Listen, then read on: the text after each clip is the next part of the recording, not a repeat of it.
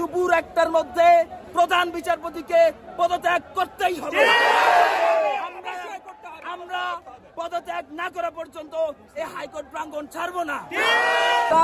আমরা শুরু করেছিলাম কোটা আন্দোলনের প্রেক্ষাপট নিয়ে, আপনারা সবাই জানেন, কিন্তু পরবর্তীতে আমাদের সাধারণ ছাত্রদেরকে নিয়ে ওনারা যে পরিমাণ নির্বিচারে পাখির মতো গুলি করে হত্যা করেছে, আমাদের আবু সাইদ, মুগ্ধ, আমাদের এতগুলো তাজা প্রাণকে ঝরে ফেলা হয়েছে।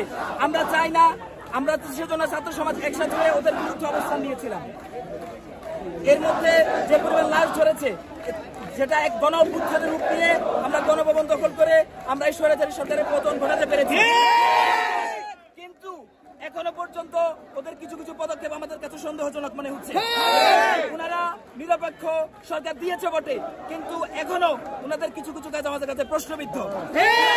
আমাদের সমন্বয়কদেরকে না রেখে কিভাবে ওনারা বৈঠক ডাকতে পারে? বৈঠক স্থগিত করেছেন, ঠিক আছে, অনতিবিলম্বে প্রধান বিচারপতি যদি পদত্যাগ না করে আমরা বুঝতে পারবো উনাদের দূরবসন্ধি এখনো থেমে যায়নি। স্বৈরাচার সরকারের এই দূরবসন্ধি ঠেকাতে আমরা ছাত্র সমাজ মাঠ এখনো ছাড়িনি। আমরা গণভবন দখল করেছি।